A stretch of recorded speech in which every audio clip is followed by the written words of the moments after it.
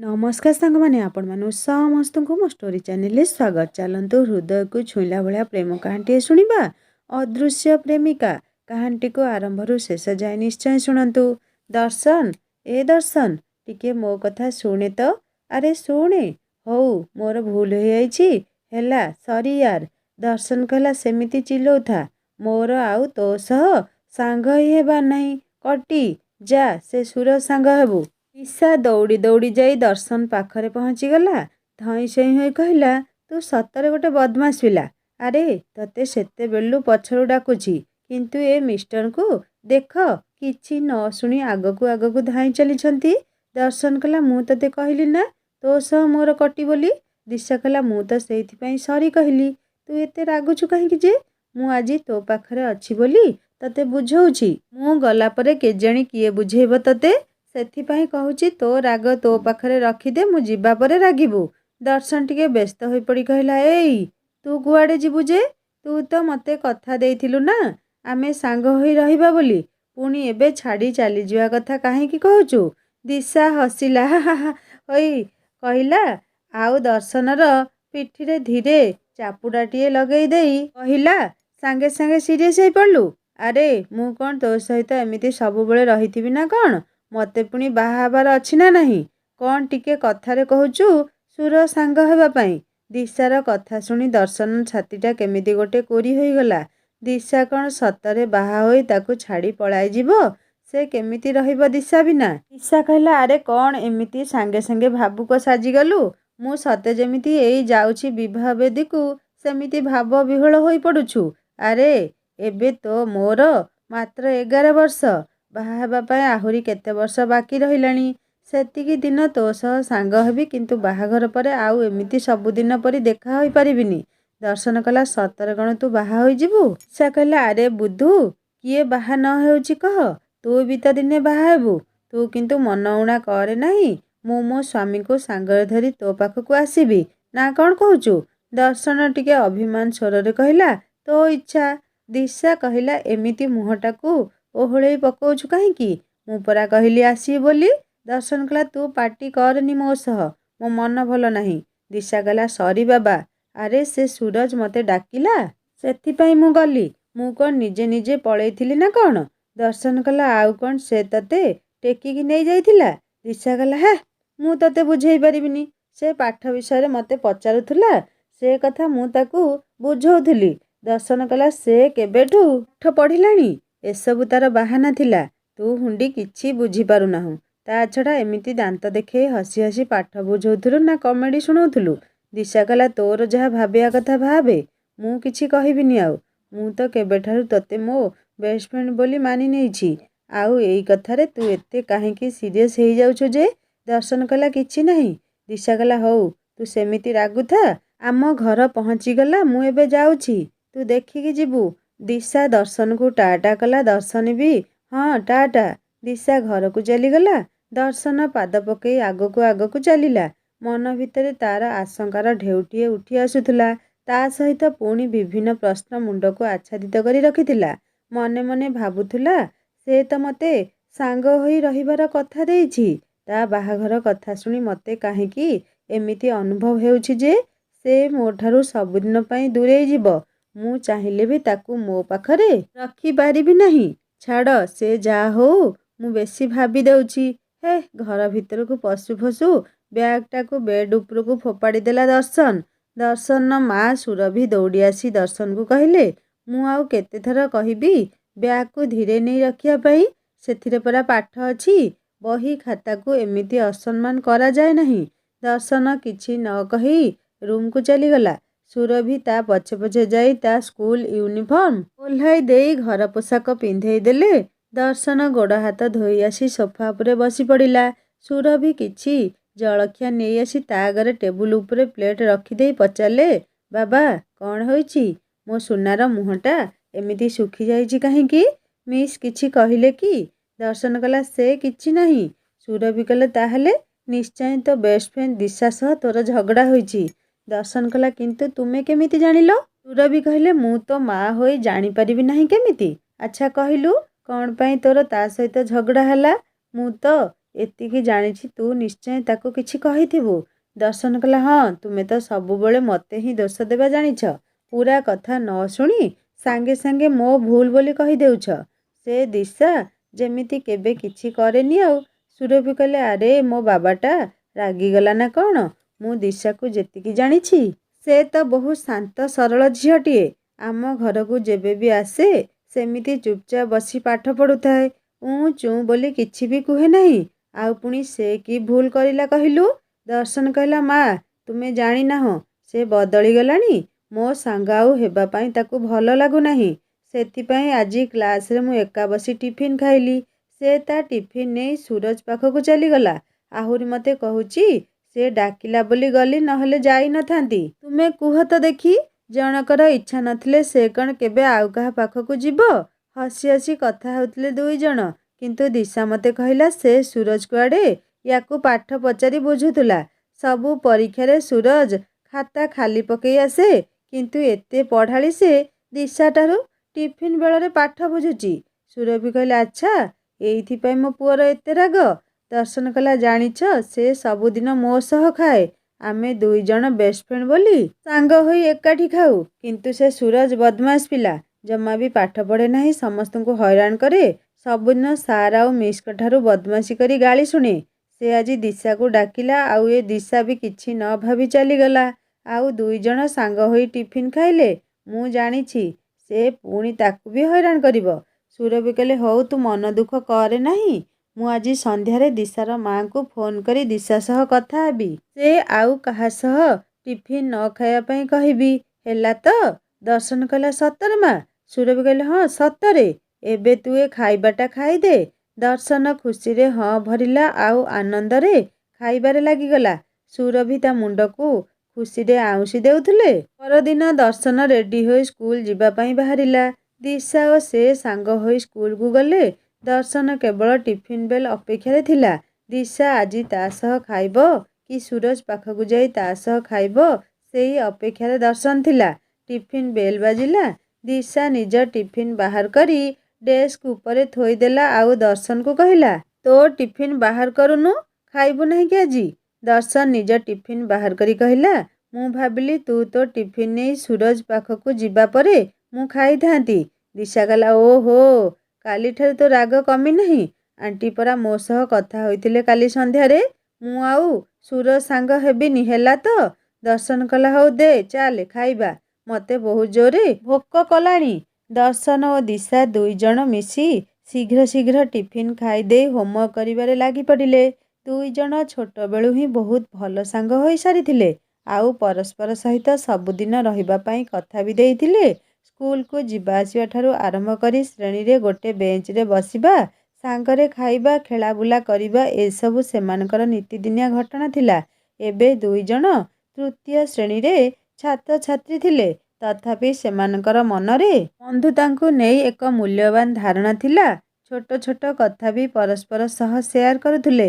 ଦୁଇ ଜଣଙ୍କ ଘରେ ମଧ୍ୟ ଏମାନଙ୍କ ବନ୍ଧୁତା କଥା କାହାକୁ ଅଛପା ନଥିଲା। ସେ ଦୁହିଁଙ୍କ ବାପା ମା କେବେ କେବେ ଏମିତି ଭାବନ୍ତି ଯେ ଯଦି ଭବିଷ୍ୟତରେ ଦର୍ଶନ ଓ ଦିଶା ପରସ୍ପରକୁ ପସନ୍ଦ କରିବେ, ତାହେଲେ ଦୁଇ ଜଣଙ୍କ ବିବାହ ପାଇଁ ଏମାନେ ସମର୍ଥନ ଦେଇଦେବେ। ଦର୍ଶନର ମା ଜାଣିଥିଲେ ଦିଶା ବହୁତ ଭଲ ଝିଅଟିଏ। ଦେଖିବା ପାଇଁ ଦର୍ଶନ ତୁଳନାରେ ଟିକେ ଫିକା ପଡ଼ିବ, କିନ୍ତୁ ଶାନ୍ତ ଶିଷ୍ଟ ସୁଧାର ଝିଅଟେ। ହୃଦୟ ତାର ବହୁତ ନିର୍ମଳ। ସେଥିପାଇଁ ଯେବେ ବି ଦର୍ଶନ ଓ ଦିଶାଙ୍କ ଭିତରେ ଝଗଡ଼ା ହୁଏ, ସେ ଦିଶା ସହ କଥା ହୋଇ ତାର ସମାଧାନ କରିଦିଅନ୍ତି। ଦିଶାର ମାଙ୍କ ସହ ସୁରଭିଙ୍କର ବି ଭଲ ବନ୍ଧୁତାଟିଏ ଗଢ଼ି ଉଠିଥିଲା। ଦୁଇ ପରିବାର ଛୁଟିରେ ସାଙ୍ଗ ହୋଇ ବାହାରକୁ ବୁଲାବୁଲି ପାଇଁ ଯାଉଥିଲେ। ମାର୍କେଟିଂ ବି ସାଙ୍ଗ ହୋଇ କରୁଥିଲେ। ଦୁଇ ପିଲାଙ୍କୁ ସାଙ୍ଗରେ ଧରି ପାର୍କକୁ ନେଇ ଯାଉଥିଲେ। ସବୁକିଛି ଅତ୍ୟନ୍ତ ସୁରୁଖୁରୁରେ ଚାଲିଥିଲା।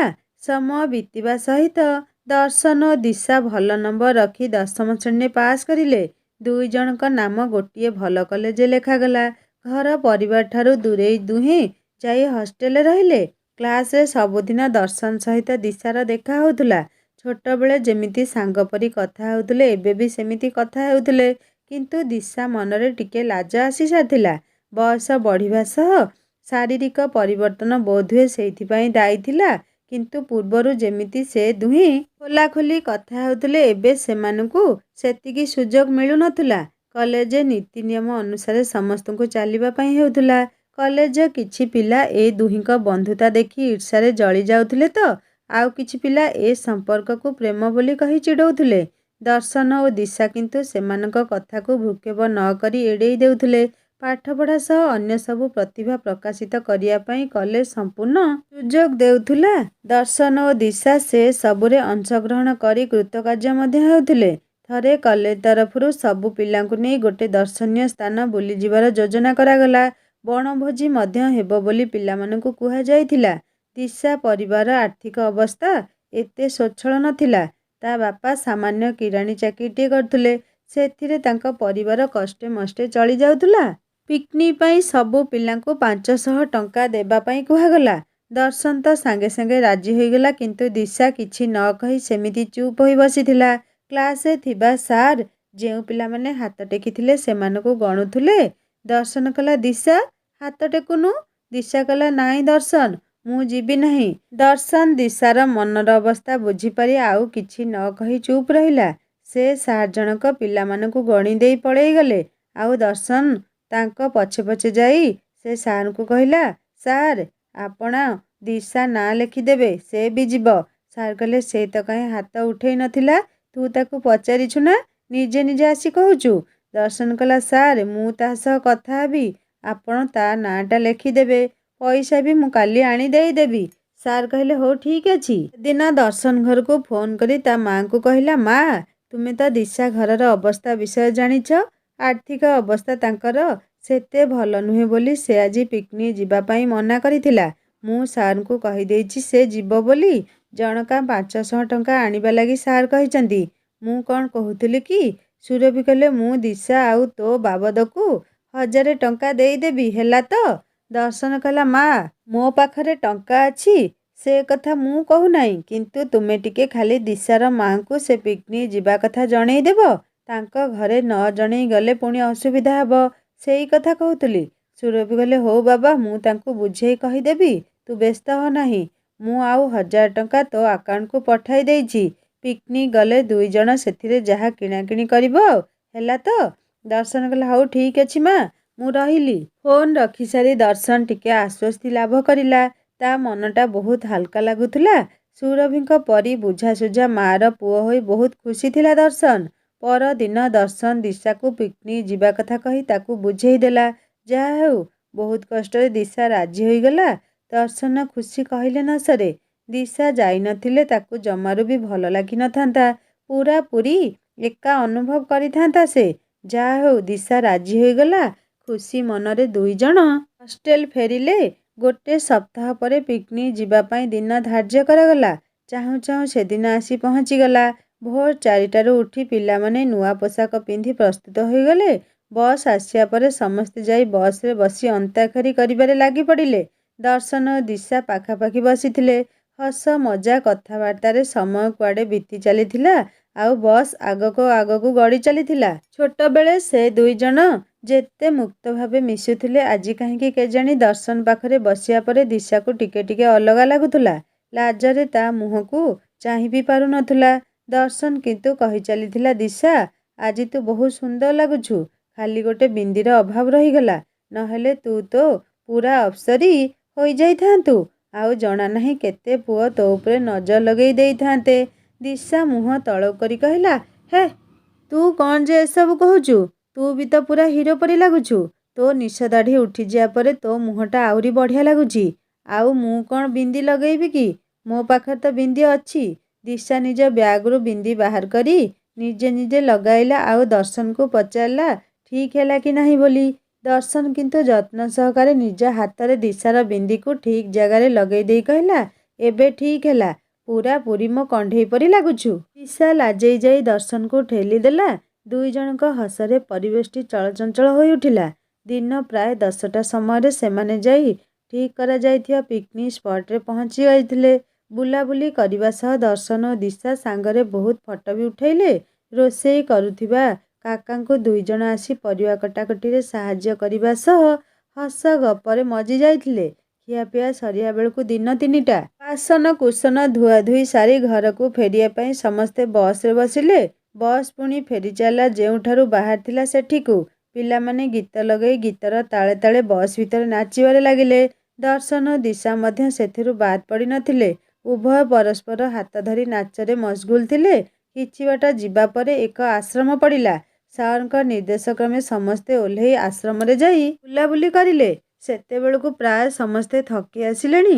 ଅଳ୍ପ ସମୟ ବୁଲି ପୁଣି ଆସି ସମସ୍ତେ ବସ୍ରେ ବସି ପଡ଼ିଲେ। ଘଣ୍ଟେ 2 ଘଣ୍ଟା ଭିତରେ ବହୁତ ପିଲା ଶୋଇପଡ଼ିଲେ, ଆଉ କିଛି ଢୁଳାଇବାରେ ଲାଗିଥିଲେ। ଦର୍ଶନ ଦେଖିଲା ଦିଶାକୁ ମଧ୍ୟ ନିଦ ଲାଗିଲାଣି। ତା ମୁଣ୍ଡ କାଚରେ ବାଡ଼େଇ ଯିବା ଭୟରେ ଦର୍ଶନ ତାକୁ ନିଜ କାନ୍ଧ ଆଡ଼କୁ ଆଉଜେଇ ଆଣିଲା। ଦିଶା ବି ଆରାମରେ ଦର୍ଶନ କାନ୍ଧରେ ମୁଣ୍ଡ ରଖି ଶୋଇଗଲା। କାହିଁକି କେଜାଣି ଦର୍ଶନକୁ ବି ଆଜିର ଘଟଣା ସବୁ ମନେ ପଡ଼ିଗଲେ ଅଜବ ଅଜବ ଲାଗୁଥିଲା। ଦିଶାର ସରଳ ମୁହଁଟାକୁ ଚାହିଁଦେଲେ ତା ମନଟା ଯେପରି ପୂରି ଉଠୁଥିଲା। ପୁଣି ଛୋଟବେଳେ ଦିଶାର ସେହି ବାହା ହେବା କଥାଟା ମନେ ପଡ଼ିଗଲେ ତାକୁ ସବୁ କିଛି ହରାଇ ଦେବା ପରି ଅନୁଭବ ହେଉଥିଲା। ଜାଣି ବି ପାରୁନଥିଲା ତା ସହିତ ଏମିତି କାହିଁକି ହେଉଛି। ବୟସ ବଢ଼ିବା ସହ ଧୀରେ ଧୀରେ ଦିଶା ତାଠାରୁ ଦୂରେଇ ଯିବାର ଭୟ ଯେମିତି ତାକୁ ଗୋଡ଼ାଉଛି। ଗୋଟେ ହୋଟେଲ ପାଖରେ ବସ୍ ରହିଲା। ସମସ୍ତେ ଖାଇବା ପାଇଁ ଓହ୍ଲେଇ ଗଲେ। ଦିଶା କିନ୍ତୁ ସେମିତି ଶୋଇ ରହିଥିଲା। ଦର୍ଶନ ଆଉ ତାକୁ ନ ଉଠାଇ ତଳକୁ ଯାଇ ଖାଇବା ପ୍ୟାକ୍ କରି ନେଇ ଆସିଲା। ସମସ୍ତେ ଓହ୍ଲାଇ ଯାଇଥିବାରୁ ଏବେ ବସ୍ ଭିତରେ କେବଳ ଦର୍ଶନ ଓ ଦିଶା ଥିଲେ। ଦର୍ଶନ ଧୀରେ ଧୀରେ ଡାକି ଦିଶାକୁ ଉଠେଇଲା। ଦିଶା ଆଖିରେ ଏତେ ନିଦ ଥିଲା ଯେ ସେ ଆଉ ଖାଇବା ଅବସ୍ଥାରେ ନଥିଲା। ସେଥିପାଇଁ ଦର୍ଶନ ଆଉ କିଛି ନ ଭାବି ଦିଶାକୁ ତା ନିଜ ହାତରେ ଖୁଆଇ ଦେଲା। ଅନେକ କିଛି ସ୍ମରଣୀୟ ମୁହୂର୍ତ୍ତକୁ ସାଉଁଟି ହଷ୍ଟେଲକୁ ଫେରିଲେ ସମସ୍ତେ। ପିକନିକ୍ର ଦିନ ସାରା ଆଉ ରାତିର ଅର୍ଦ୍ଧେକ ସମୟ ମଧ୍ୟ ଦର୍ଶନ ସହ ବିତେଇ ଫେରିବା ପରେ ଦିଶା ଆଉ ଦର୍ଶନକୁ ସାମ୍ନା କେମିତି କରିବ ବୋଲି ଭାବି ପାରୁନଥିଲା। ନିଜ ଅଜାଣତରେ କେତେବେଳେ ସେ ଦର୍ଶନ କାନ୍ଧରେ ଶୋଇଯାଇଛି ଭାବିଲେ ଲାଜରେ ସେ ଝାଉଁଳି ପଡ଼ୁଥିଲା। ପରଦିନ କ୍ଲାସରେ ବି ସେ ଠିକ୍ରେ ଦର୍ଶନକୁ ଚାହିଁ ପାରିଲା ନାହିଁ। ତା ସହ କଥା ହେବା ବେଳେ ସେ ଥଙ୍ଗେଇ ଯାଉଥିଲା। ସେଦିନ ପରଠାରୁ ଦିଶା ଜୀବନରେ ପୁରୁଣା ଲୋକକୁ ନେଇ ନୂଆ ଏକ ଅଧ୍ୟାୟ ଯୋଡ଼ି ହୋଇଗଲା। ଦିନ ରାତି ଦର୍ଶନ ସହ ବିତେଇଥିବା ମୁହୂର୍ତ୍ତ ମନେ ପଡ଼ୁଥିଲା। ଛୋଟବେଳରୁ ଆଜି ପର୍ଯ୍ୟନ୍ତ ବହୁତ କିଛି ଅଭୁଲା ସ୍ମୃତିକୁ ସେ ନିଜ ମାନସ ପଟରେ ସାଇତି ରଖି ସେ ସବୁର ରୋମନ୍ଥନ କରୁଥିଲା। ସମୟର ଗତି ସହ ସେ ବି ଧୀରେ ଧୀରେ ଅନୁଭବ କରିପାରିଲା ଯେ ଦର୍ଶନ ସହ ଥିବା ତାର ବନ୍ଧୁତା ଏବେ ପ୍ରେମକୁ ପରିବର୍ତ୍ତିତ ହୋଇସାରିଲାଣି। କିନ୍ତୁ ଦର୍ଶନ ଏକଥା ଜାଣିଲେ କ'ଣ ଭାବିବ? ନା ନା, ଏସବୁ ବୋଧହୁଏ ମୋ ଭ୍ରମ। ନିଜ ହୃଦୟକୁ ନିୟନ୍ତ୍ରଣରେ ରଖିବାର ଶତ ଚେଷ୍ଟା କରି ମଧ୍ୟ ସେ ହାରି ଯାଉଥିଲା। ଶେଷରେ ଦିଶା ଆଉ ଏସବୁ ସହ୍ୟ ନ କରିପାରି ଦିନେ ଦର୍ଶନକୁ ତା ମନରେ ଚାଲିଥିବା ଭାବନା ବିଷୟରେ ସବୁ କହିଦେଇ ପଚାରିଲା, ତୋ ମନରେ ବି ଯଦି ଏମିତି ଅନୁଭବ ମୋ ପାଇଁ ଅଛି ତାହେଲେ ମୋତେ ତୋ ପ୍ରେମିକା ଭାବେ ଗ୍ରହଣ କରିନେ। ମୁଁ ତୋ ପାଖରେ ଥାଇ ବି କେମିତି ଗୋଟେ ଏକଲାପଣ ଅନୁଭବ କରୁଛି। ତୁ ମୋର ଏ ପ୍ରେମକୁ ସମ୍ମତି ଦେଇ ମୋ ହୃଦୟର ଏ ଖାଲିପଣକୁ ପୂରା କରିପାରିବୁ। ତତେ ବାଧ୍ୟ କରିବି ନାହିଁ, କିନ୍ତୁ ଏତିକି କଥା ଦେଇପାରିବି ଯେ ତୁ ଯଦି ଚାହିଁବୁ ମୁଁ ସବୁଦିନ ପାଇଁ ତୋ ସୁରକ୍ଷା କବଚ ସାଜି ରହିପାରିବି। ଦର୍ଶନ ଏସବୁ ଦିଶା ମୁହଁରୁ ଶୁଣିବା ପରେ ତା ଆଖିର ଲୁହ ବନ୍ଧ ବାଢ଼ ନ ମାନି ବୋହି ଚାଲିଥିଲା। ସେ ଆଉ ନିଜକୁ ରୋକି ନ ପାରି ଦିଶାକୁ ନିଜ ବାହୁବନ୍ଧନରେ ଜାବୁଡ଼ି ଧରିଲା ଆଉ ଏତେ ଦିନର ସମ୍ପର୍କରେ ଥିବା ଅନୁଭବକୁ ଲୁହ ହୋଇ ବୋହିଯିବା ପାଇଁ ଦେଲା। ଦିଶା କହିଲା, କିଛି କହିବୁ ନା, ଏମିତି କାନ୍ଦୁଥିବୁ। ଦର୍ଶନ କହିଲା, ମୁଁ ବି ତତେ ବହୁତ ଭଲ ପାଏ, କିନ୍ତୁ ଆମ ବନ୍ଧୁତା ଖରାପ ହୋଇଯିବା ଭୟରେ କିଛି କହିପାରୁନଥିଲି। ତୁ ମୋ କାମ ସହଜ କରିଦେଲୁ ଦିଶା। ମୁଁ ତତେ ପ୍ରେମିକା ନୁହେଁ, ମୋ ସ୍ତ୍ରୀର ଅଧିକାର ଦେବାକୁ ଚାହେଁ।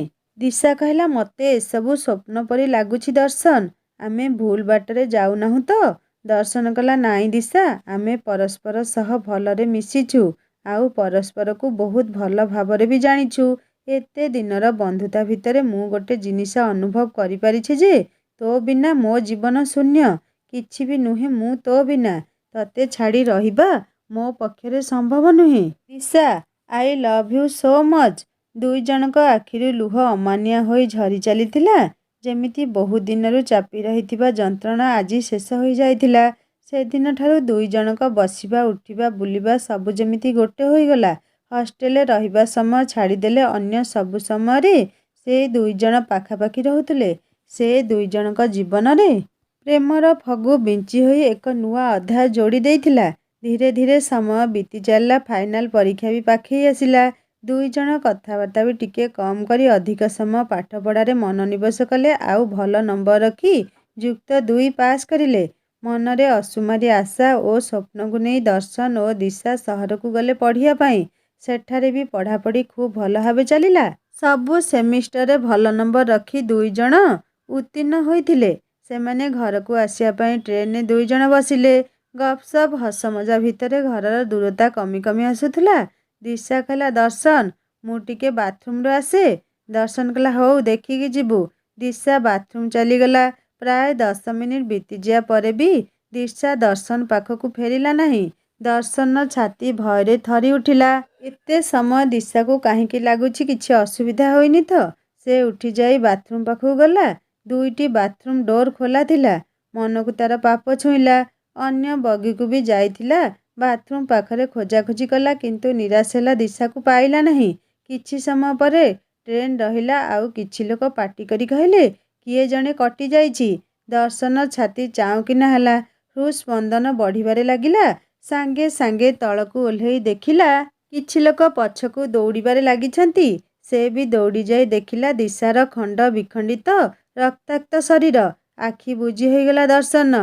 ଚେତା ହରାଇ ତଳେ ପଡ଼ିଗଲା ସେ। କିଛି ଲୋକ ତାକୁ ପାଖରେ ଥିବା ଡାକ୍ତରଖାନାକୁ ନେଇଗଲେ। ପ୍ରାୟ 2 ଘଣ୍ଟା ପରେ ତାର ଚେତା ଆସିଲା। ଦିଶା ଦିଶା କହି ମେଡିକାଲ ଭିତରେ ଚିତ୍କାର କରୁଥିଲା ଦର୍ଶନ। କାନ୍ଦି କାନ୍ଦି ଆଖି ଦୁଇଟି ତାର ଫୁଲି ଯାଇଥିଲା। ସେ କେବେ ସ୍ୱପ୍ନରେ ସୁଦ୍ଧା କଳ୍ପନା କରି ନଥିଲା ତା ସହ ଏମିତି ହେବ ବୋଲି। ନୂଆ ସମ୍ପର୍କ ଗଢ଼ୁ ଗଢ଼ୁ ସବୁ କିଛି ଭାଙ୍ଗି ରୁଜି ଚୂନା ହୋଇସାରିଥିଲା। ଧୈର୍ଯ୍ୟହରା ହୋଇ ମେଡିକାଲ ଚଟାଣରେ ଲୋଟି ଯାଇ ବିଳାପ କରୁଥିଲା ସେ। ସେଠାରେ ଥିବା ମେଡିକାଲ କର୍ମଚାରୀ ଆଉ ଲୋକମାନେ ତାକୁ ବୁଝାଇବା ପାଇଁ ବହୁ ଚେଷ୍ଟା କରୁଥିଲେ। କିନ୍ତୁ ସେ କାହା କଥା ଶୁଣିବା ଅବସ୍ଥାରେ ନଥିଲା। କିଛି ବି ତା ମୁଣ୍ଡରେ ପଶୁ ନଥିଲା। ସେମିତି ପିଟି କଚାଡ଼ି ହୋଇ ଚଟାଣରେ ନିଜ ମୁଣ୍ଡକୁ ବାଡ଼ଉଥିଲା ସେ। ଆଖି ଆଗରେ କେବଳ ଦିଶାର ସେ ରକ୍ତାକ୍ତ ଶରୀର ନାଚି ଉଠୁଥିଲା। ତା ବାପା ମାଆଙ୍କୁ ସେ କି ଉତ୍ତର ଦେବ? ସହଜରେ ସେ ଗ୍ରହଣ କରିପାରୁନଥିଲା ଯେ ଦିଶା ଆଉ ଏ ଦୁନିଆରେ ନାହିଁ ବୋଲି। ତାକୁ ଛାଡ଼ି ସବୁଦିନ ପାଇଁ ପଳାଇ ଯାଇଛି ସେ। ଜୀବନଟା ତାର ଯେମିତି ଶୂନ୍ୟ ହୋଇଯାଇଥିଲା। ପାଖରେ ଥିବା ଲୋକଙ୍କୁ ଅନୁରୋଧ କରିଲା ତାକୁ ଦିଶାର ଶବ ପାଖକୁ ନେଇଯିବା ଲାଗି। କିନ୍ତୁ ସେମାନେ କହିଲେ ଦିଶାର ଶବ ପୋଲିସ ପାଖରେ ଅଛି ବୋଲି। ଦର୍ଶନ ମେଡିକାଲ ଚଟାଣରୁ ଉଠିପଡ଼ି ପୋଲିସ ଷ୍ଟେସନକୁ ଦୌଡ଼ିଲା। ଅବଶ୍ୟ ମେଡିକାଲଠାରୁ ମାତ୍ର ଅଳ୍ପ ଦୂରରେ ପୋଲିସ ଷ୍ଟେସନ ଥିଲା। ସେଠାରେ ଦର୍ଶନ ପହଞ୍ଚି ଦେଖିଲା ଦିଶାର ଶବକୁ ଏକ ଧଳା କପଡ଼ାରେ ଘୋଡ଼େଇ ଦିଆଯାଇଛି। ପୋଲିସ କହିଲେ, ଆପଣ ସମ୍ପର୍କରେ କ'ଣ ହେବେ ଏ ଝିଅଟିର? ଦର୍ଶନ କାନ୍ଦି କାନ୍ଦି କହିଲା, ସାଙ୍ଗ। ପୋଲିସ କହିଲା, ଆପଣ ଏ ଝିଅର ଘର ଲୋକଙ୍କୁ ଫୋନ କରି ଡାକନ୍ତୁ। ତାପରେ ଯାଇ ଆମେ ଶବ ହସ୍ତାନ୍ତର କରିବା। ଦର୍ଶନ କେଉଁ ମୁହଁରେ ଦିଶାର ମା ବାପାଙ୍କୁ ଫୋନ କରି ସେମାନଙ୍କ ଝିଅର ମୃତ୍ୟୁ ଖବର ଶୁଣାଇବ? ଆକାଶଟା ସତେ ଯେମିତି ଛିଡ଼ି ପଡ଼ୁଥିଲା ତା ମୁଣ୍ଡ ଉପରେ। ଏ କି ପ୍ରକାରର ଦଣ୍ଡ ପ୍ରଭୁ! ଯାହାକୁ ସବୁ କିଛି ବୋଲି ଭାବୁ ତାକୁ ନିଜଠାରୁ ଅଲଗା କରିଦେବା କ'ଣ ନିହାତି ଦରକାର? ଜୀବନ ହାରିଦେବା ପାଇଁ ଇଚ୍ଛା ହେଉଥିଲା ଦର୍ଶନ। ଆଉ କ'ଣ ଅଛି ତା ପାଖରେ? କାହା ପାଇଁ ସେ ବାକିତକ ଜୀବନ ବଞ୍ଚିବ? ବହୁତ କଷ୍ଟରେ ଦର୍ଶନ ସୁରଭିଙ୍କୁ ଫୋନ କରି ବାଷ୍ପରୁଦ୍ଧ କଣ୍ଠରେ କେବଳ ଏତିକି କହିପାରିଲା ଯେ ଦିଶା ଆଉ ନାହିଁ ବୋଲି। ସୁରଭିଙ୍କ ନିଃଶ୍ୱାସ ଯେମିତି ଅଟକିଗଲା। ସେ ଏ କ'ଣ ଶୁଣୁଛନ୍ତି? ଦିଶା ଆଉ ନାହିଁ? କେମିତି ସମ୍ଭବ ଏଇଟା? ସୁରଭି କହିଲେ, ତୁ ଏ କ'ଣ ସବୁ କହୁଛୁ? ଦର୍ଶନ କହିଲା, ଆଉ ମୁଁ କିଛି କହିପାରିବିନି ମା। ତୁମେ ଯଦି ପାରିବ ଦିଶାର ମା ବାପାଙ୍କୁ ନେଇ ଖୋର୍ଦ୍ଧା ପୋଲିସ ଷ୍ଟେସନକୁ ଆସିବ। ସୁରଭି ଆଉ କିଛି ପଚାରିବା ପୂର୍ବରୁ ଫୋନ କଟି ସାରିଥିଲା। ଆଉ ଥରେ ଫୋନ ଲଗାଇବା ପାଇଁ ତାଙ୍କର ସାହସ ବି ନଥିଲା। ଦେହ ହାତ ତାଙ୍କର ଥରି ଉଠୁଥିଲା। ଫୋନ କାଟିଦେଇ ତଳେ ବସିପଡ଼ି ଦର୍ଶନ ଭୋ ଭୋ ହୋଇ କାନ୍ଦୁଥିଲା। କେଉଁ ପ୍ରେମିକ ନିଜ ପ୍ରେମିକାର ମୃତ୍ୟୁ ଖବର ଶୁଣି ସହ୍ୟ କରିପାରିବ ଯେ? ଆଉ ଏମାନେ ତ ଛୋଟବେଳରୁ ଆଜି ପର୍ଯ୍ୟନ୍ତ ନିବିଡ଼ ବନ୍ଧୁତା ଆଉ ଅସୀମ ପ୍ରେମରେ ବନ୍ଧା। ଦର୍ଶନ ଜୀବନର ସବୁ ଖୁସି ଲିଭି ଯାଇଥିଲା। ଆଉ କିଛି ବି ବାକି ନଥିଲା ତା ପାଇଁ। ଦିଶାକୁ ଗାଳି କରି କହୁଥିଲା, ଯିବାର ଯଦି ଥିଲା ମୋତେ ବି ସାଙ୍ଗରେ ନେଇ ଗଲୁ ନାହିଁ କାହିଁକି? ଏତେ ସ୍ୱପ୍ନ ଦେଖାଇ ସବୁଦିନ ପାଇଁ ସାଥୀ ହୋଇ ରହିବାର କଥା ଦେଇ ଏମିତି ହାତ ଛାଡ଼ି ଚାଲିଗଲୁ କାହିଁକି? ମୁଁ ଏବେ କେମିତି ବଞ୍ଚିବି ତୋ ବିନା? ମୁଁ ବି ତୋ ପାଖକୁ ପଳେଇ ଯିବି। ତତେ ଛାଡ଼ି ମୋ ପକ୍ଷରେ ରହିବା ସମ୍ଭବ ନୁହେଁ ଦିଶା। ମୁଁ ତତେ ବହୁତ ଭଲ ପାଏ ଦିଶା। ବହୁତ ଭଲ ପାଏ ମୁଁ ତତେ। ମୋ ସହ ଏମିତି କାହିଁକି କରିଲୁ? ଦର୍ଶନର ବାଚାଳାମି ଦେଖି ପୋଲିସ ଷ୍ଟେସନରେ ଥିବା କର୍ମଚାରୀଙ୍କ ହୃଦୟ ବି ତରଳି ଯାଇଥିଲା। ପ୍ରେମରେ ବିଚ୍ଛେଦ ଯେ କେତେ କଷ୍ଟ ଦିଏ ତାହା ସ୍ପଷ୍ଟ ଭାବେ ଜଣାପଡ଼ି ଯାଉଥିଲା। ଦିଶାର ମା ବାପା କାନ୍ଦି କାନ୍ଦି ଆସି ମୋ ଝିଅ କେଉଁଠି, ମୋ ଝିଅ କେଉଁଠି ବୋଲି କହି ବୁକୁ ଫଟାଇ ଚିତ୍କାର କରିଥିଲେ। ଜଣେ ମହିଳା ପୋଲିସ ଦିଶାର ଶବ ଉପରୁ ଧଳା କପଡ଼ା ଉଠାଇ ଦେଲେ। ହେ ଭଗବାନ, କି ମର୍ମନ୍ତୁକ ଦୁର୍ଘଟଣା! ଆଉ ଦିଶାର କଟିଯାଇଥିବା ବିକୃତ ଚେହେରା। ଦିଶାର ମା ବାପା ଆଉ ଦର୍ଶନର ମା ବାପା ଧୈର୍ଯ୍ୟହରା ହୋଇ ରାହାଧରି କାନ୍ଦୁଥିଲେ। ଦିଶାର ମା ଥରକୁ ଥର ଚେତା ହରାଇ ପଡ଼ି ଯାଉଥିଲେ। ଜଣେ ମହିଳା ପୋଲିସ ତାଙ୍କ ମୁହଁରେ ପାଣି ଛାଟ ମାରି ତାଙ୍କୁ ହୋସକୁ ଆଣୁଥିଲେ। ସେ କରୁଣ ଦୃଶ୍ୟ ଜଣେ ସାଧାରଣ ମଣିଷ ପକ୍ଷେ ଦେଖିବା କଷ୍ଟକର ଥିଲା। ଦୁଇ ପରିବାର ତ ଗୋଟିଏ ପରି ଥିଲା, କିନ୍ତୁ ଦିଶାର ଅଭାବ ଏବେ କିଏ ପୂରା କରିବ? ଆଖିରୁ ଲୁହ ବନ୍ଦ ହେବାର ନାଁ ନେଉ ନଥିଲା। ଦର୍ଶନ ଟିକେ ଦୂରରେ ଚୁପ୍ ହୋଇ ବସିଥିଲା। ଛୋଟବେଳରୁ ଆଜି ପର୍ଯ୍ୟନ୍ତ ଦିଶା ସହ ସେ କେତେ ଝଗଡ଼ା କରିଛି, କେତେ ମାରିଛି ତାକୁ, ପୁଣି ତା ସହ ବୁଲାବୁଲି, ସବୁ କିଛି ତା ଆଖି ଆଗରେ ନାଚି ଉଠୁଥିଲା। କୋହ ଉଠାଇ ପୁଣି କାନ୍ଦିଲା ସେ। କାହା ପାଖରେ ବି ଧୈର୍ଯ୍ୟ ନଥିଲା ଅନ୍ୟ କାହାକୁ ସାନ୍ତ୍ୱନା ଦେବା ଲାଗି। ଛାତି ଉପରେ ପଥର ରଖି ବହୁତ ଦୁଃଖରେ ଦିଶାର ଶବ ଦାହ କରି ସମସ୍ତେ ଘରକୁ ଫେରିଲେ। ଖାଇବା ପିଇବା ଯେମିତି ବନ୍ଦ ହୋଇ ଯାଇଥିଲା। ଦୁଇ ପରିବାର ଗୋଟେ ପରେ ଗୋଟେ ଘରେ ବସିଥିଲେ। ସମସ୍ତେ ନୀରବ ଥିଲେ। ସମସ୍ତଙ୍କ ଆଖିର ଅଶ୍ରୁ ବର୍ଷି ଚାଲିଥିଲା। ସେମିତିରେ ରାତି ବି ହେଇଗଲା। ସମସ୍ତେ ଟିକେ ଟିକେ ଢୁଳେଇ ପଡ଼ିଥିଲେ। କିନ୍ତୁ ଦର୍ଶନ ପାଇଁ ଦିଶାର ମୃତ୍ୟୁ ଏକ ଅପୂରଣୀୟ କ୍ଷତ ଥିଲା। ତା ଆଖିରୁ ନିଦ ହଜି ଯାଇଥିଲା। ବହୁଦିନ ପୂର୍ବେ ଦିଶା ଦର୍ଶନକୁ ଗୋଟେ ପୁଅ ଝିଅଙ୍କର ଷ୍ଟେଚୁ ଦେଇଥିଲା। ସେଇଟାକୁ ଦର୍ଶନ ଯତ୍ନ ସହକାରେ ଟେବୁଲ ଉପରେ ଥୋଇ ଦେଇଥିଲା। ସେଇ ଷ୍ଟେଚୁକୁ ଏକ ଲୟରେ ଅନାଇ ଅନାଇ କେତେବେଳେ ତା ଆଖି ଲାଗି ଯାଇଥିଲା ସେ ନିଜେ ବି ଜାଣି ପାରି ନଥିଲା। ଗାଲ ଉପରେ ଅନବରତ ବହୁଥିବା ଲୁହଧାରା ଶୁଖି ଆସିଥିଲା। ଦିଶା ଆସି ଡାକିଲା, ଦର୍ଶନ, ଏ ଦର୍ଶନ, ମୋତେ କ୍ଷମା କରିଦେ ରେ। ମୁଁ ତୋ ସହ ସବୁଦିନ ରହିବା ପାଇଁ କଥା ଦେଇ ମୋ କଥା ରଖିପାରିଲି ନାହିଁ। ଦର୍ଶନ ଚମକି ପଡ଼ି ଦିଶା, ଦିଶା କହି ଉଠି ପଡ଼ିଲା। ଦିଶା ତାହେଲେ ତା ସ୍ୱପ୍ନରେ କ'ଣ ଆସିଥିଲା? ଆଖିରୁ ତାର ଧାର ଧାର ଲୁହ ବୋହିଗଲା। ଦର୍ଶନ ପୁଣି ଥରେ ଆଖି ବନ୍ଦ କରି ଦିଶା ସହ କଥା ହେବା ପାଇଁ ଚେଷ୍ଟା କରିଲା। ଦିଶା କହିଲା, ଆଖି ବନ୍ଦ କରିବା ଦରକାର ନାହିଁ ଦର୍ଶନ। ମୁଁ ତୋ ସ୍ୱପ୍ନରେ ଆସି ନଥିଲି। ସତରେ ମୁଁ ତୋ ପାଖରେ ଅଛି। ନାଇଁ ମାନେ ମୋ ଆତ୍ମା ତୋ ପାଖରେ ଅଛି। ବହୁ ଯନ୍ତ୍ରଣାଦାୟକ ମୃତ୍ୟୁ ଦେଇଛି ମୋତେ ସେ ନିର୍ଦ୍ଦୟୀ। ଛାଡ଼ିବିନି ମୁଁ ତାକୁ। ଦର୍ଶନ କହିଲା, ମୋ କଥା ତୁ ଶୁଣିପାରୁଛୁ ତ? ତୁ କେଉଁଠି? ତତେ କିଏ ମୃତ୍ୟୁ ଦେଇଛି? ମୁଁ ଭାବୁଥିଲି ତୁ ବୋଧହୁଏ ଅସାବଧାନତା ଯୋଗୁଁ ପଡ଼ି ଯାଇଥିଲୁ। ଦିଶା କହିଲା, ମୁଁ ଏଇଠି ଅଛି ଦର୍ଶନ। ଏବେ ମୁଁ ଅତୃପ୍ତ ଆତ୍ମା ହୋଇଯାଇଛି। ଦେଖେ ଏ ଷ୍ଟେଚୁକୁ ମୁଁ ହାତରେ ଧରିଛି। ଷ୍ଟେଚୁଟି ଆପେ ଆପେ ଶୂନ୍ୟକୁ ଉଠିଗଲା ଆଉ ପୁଣି ଧୀରେ ଧୀରେ ଟେବୁଲ ଉପରେ ରହିଗଲା। ଦର୍ଶନ ଆଶ୍ଚର୍ଯ୍ୟ ହୋଇ କହିଲା, ଦିଶା, ଆଉ କେହି ଶୁଣିଲେ ଜାଣିନେବେ ତୁ ଧୀରେ କଥା ହ। ଦିଶା କହିଲା, ନାଇଁ ଦର୍ଶନ, ମୋ କଥା କେହି ଶୁଣିପାରିବେନି, ଖାଲି ତୁ ଶୁଣିପାରିବୁ। ମୁଁ ଯେତେ ଜୋରରେ ପାଟି କଲେ ମଧ୍ୟ କେହି ମୋ ଶବ୍ଦ ଶୁଣିପାରିବେନି। ଦର୍ଶନ କହିଲା, ଦିଶା, ମୁଁ ତତେ ଦେଖିବା ପାଇଁ ଚାହୁଁଛି। ଦିଶା କହିଲା, ମୋ ରୂପ ବହୁତ କଦର୍ଯ୍ୟ ଓ କଦାକାର। ତୁ ମୋତେ ଦେଖି ଧୈର୍ଯ୍ୟ ଧରି ରହିପାରିବୁ ନାହିଁ। ଦର୍ଶନ କହିଲା, ନାଇଁ ଦିଶା, ତୋ ରୂପ ଯେମିତି ବି ହଉ, ତୁ ସବୁଦିନ ପାଇଁ ମୋର ସେଇ ଦିଶା ହେଇ ରହିବୁ। ମୋତେ କହ, କିଏ ସେ ତୋ ହତ୍ୟାକାରୀ? ଛାଡ଼ିବିନି ମୁଁ ତାକୁ। ଦର୍ଶନ ଆଖି ଆଗରେ ଏକ କଳା ଛାଇଟି ବୁଲି ବୁଲି ଗୋଟେ ବିଶାଳ ଶରୀର ଧାରଣ କରିଲା। ଆଖି ଦୁଇଟି ଜ୍ୱଳନ୍ତ ଅଗ୍ନି ପିଣ୍ଡୁଳା ପରି ଜଳୁଥିଲା। ମୁହଁ, ହାତ, ଗୋଡ଼ ସବୁ ଜାଗାରୁ ଗାଢ଼ ନାଲି ରଙ୍ଗର ରକ୍ତ ବୋହୁଥିଲା। କିଛି କିଛି ସ୍ଥାନରେ ସିଲାଇ ପଡ଼ିଥିବା ପରି ଦେଖାଯାଉଥିଲା। ଗୋଡ଼ ଆଉ ହାତର ନଖ କଳା ରଙ୍ଗର ବଡ଼ ବଡ଼ ଥିଲା। କେଶ ସମ୍ପୂର୍ଣ୍ଣ ମୁକୁଳା ଆଉ ଫରଫର ହୋଇ ଉଡ଼ୁଥିଲା। ଅତ୍ୟନ୍ତ ଭୟଙ୍କର ଥିଲା ସେ ଚେହେରା। ଯେତେ ହେଲେ ବି ଦର୍ଶନ ଗୋଟେ ସାଧାରଣ ମଣିଷ। ମନରେ ଦମ୍ଭ ଧରିଥିଲେ ବି ଦିଶାର ସେ ବିକୃତ ଶରୀର ଦେଖି ପାଗଳ ପ୍ରାୟ ହୋଇ ଜୋରରେ କାନ୍ଦି ଉଠିଲା। ଘରେ ଆଉ ସମସ୍ତେ ଉଠିପଡ଼ି ଦର୍ଶନ ପାଖକୁ ଧାଇଁ ଯାଇ କ'ଣ ହେଲା ବୋଲି ପଚାରିଲେ। କିନ୍ତୁ ଦର୍ଶନ ସେମିତି କିଛି ନ କହି କାନ୍ଦି ଚାଲିଥିଲା। ଦିଶାର ସେ ସୁନ୍ଦର ଗୋରା ମୁହଁ, ତା ସହ ତା ଓଠର ଥିବା ସ୍ମିତ ହସ ଯେମିତି ବଦଳି ସାରିଥିଲା। ଦର୍ଶନ ଜୀବନରେ ଏ ଭୟାନକ ଅନୁଭୂତି ପ୍ରଥମ ଥର ପାଇଁ ଥିଲା। ସେ ଭୟରେ ଥରୁଥିଲା। ଦିଶା ଏକ ଅଦୃଶ୍ୟ ପ୍ରେତାତ୍ମା ହୋଇଯାଇଥିଲା। ଏବେ ଦର୍ଶନ ବି ତାକୁ ଆଉ ଦେଖିପାରୁ ନଥିଲା। ସୁରଭି ବ୍ୟସ୍ତ ହୋଇପଡ଼ି ପାଣି ଆଣି ଦର୍ଶନକୁ ଦେଲେ। ଦର୍ଶନ ଢକ୍ ଢକ୍ କରି ବୋତଲେ ପାଣି ପିଇଦେଲା। ସୁରଭି କହିଲେ, କ'ଣ ହେଲା ବାବା, ଡରିଲୁ କି? ଦର୍ଶନ ମୁଣ୍ଡ ହଲେଇ ମନା କରିଲା।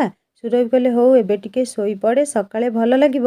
ଦର୍ଶନ କହିଲା ନାଇଁ ମା, ମୋତେ ଆଉ କୌଣସି ସକାଳେ ବି ଭଲ ଲାଗିବ ନାହିଁ। ତୁମେ ଶୋଇପଡ଼, ମୁଁ ଟିକେ ବାହାରୁ ବୁଲାବୁଲି କରି ଆସିଲେ ଶୋଇବି। ସୁରଭି କହିଲେ ଏ କି କଥା ବାବା, ଏତେ ରାତିରେ ବାହାରେ ବୁଲିବା ଠିକ୍ ନୁହେଁ। ଏମିତିରେ ବି ଯାହା ହୋଇସାରିଲାଣି ଆମେ ଚାହିଁଲେ ବି କିଛି କରିପାରିବା ନାହିଁ। ଜଣେ ହଜିଗଲେ ସିନା ଖୋଜି ଆଣି ହେବ, କିନ୍ତୁ ଯିଏ ସେ ଜାଗାକୁ ଯିବ ସେ ଆଉ କେବେ ବି ଫେରି ଆସିବ ନାହିଁ।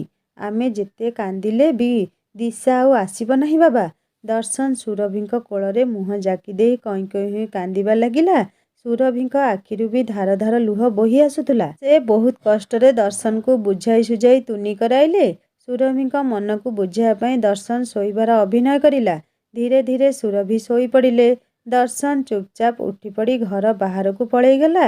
ଏବେ ତାର ଆଉ କୌଣସି ଜିନିଷ ପ୍ରତି ଭୟ ନଥିଲା, କାହିଁକି ନା ଯିଏ ତାର ସବୁଠାରୁ ପ୍ରିୟ ଥିଲା ସେ ହିଁ ସବୁଠୁ ଅଧିକ ଭୟଙ୍କର ଦେଖାଯାଉଥିଲା। ବାହାରକୁ ଯାଇ ଦର୍ଶନ ପାଟି କରି ଡାକିଲା, ଦିଶା, ଦିଶା, ତୁ କେଉଁଠି ଅଛୁ? ସାଙ୍ଗମାନେ, ଆପଣମାନେ କ'ଣ ଭାବୁଛନ୍ତି ଦିଶାକୁ କିଏ ମାରିଛି? ମୋତେ ଗେସ୍ କରି କମେଣ୍ଟ କରି ନିଶ୍ଚୟ ଜଣେଇବେ। ଆଉ ହଁ, ଦର୍ଶନ ଡାକରେ କ'ଣ ଦିଶା ଆସିବ ତାହା ଜାଣିବା ଏହି କାହାଣୀର ଦ୍ୱିତୀୟ ଭାଗରେ। କାହାଣୀ କେମିତି ଲାଗୁଛି ମୋତେ ନିଶ୍ଚୟ କମେଣ୍ଟ କରି ଜଣେଇବେ। ଆଉ ଯଦି ଭଲ ଲାଗୁଥାଏ ଲାଇକ୍ ଟିକେ କରିବେ, ସାଙ୍ଗମାନଙ୍କ ସହିତ ସେୟାର କରିବେ। ଆଉ ଯଦି ମୋ ଚ୍ୟାନେଲରେ ନୂଆ ଅଛନ୍ତି ତାହେଲେ ସବସ୍କ୍ରାଇବ୍ କରି ବେଲ୍ ଆଇକନ୍ ଦବାଇଦେବେ। ହିନ୍ଦୀ ଷ୍ଟୋରି ଚ୍ୟାନେଲରେ ନୂଆ କାହାଣୀ ଅପଲୋଡ଼ ହୋଇସାରିଛି, ଆପଣମାନେ ଭିଜିଟ୍ କରି ନୂଆ ନୂଆ କାହାଣୀ ପଢ଼ିପାରିବେ ଓ ଶୁଣିପାରିବେ। ଆଉ ସବସ୍କ୍ରାଇବ୍ କରିବାକୁ କେବେ ବି ଭୁଲିବେନି। ରହୁଛି, ଜଲ୍ଦି ଆସିବି ଏହି କାହାଣୀର ଦ୍ୱିତୀୟ ଭାଗ ନେଇ। ନମସ୍କାର, ଜୟ ଜଗନ୍ନାଥ।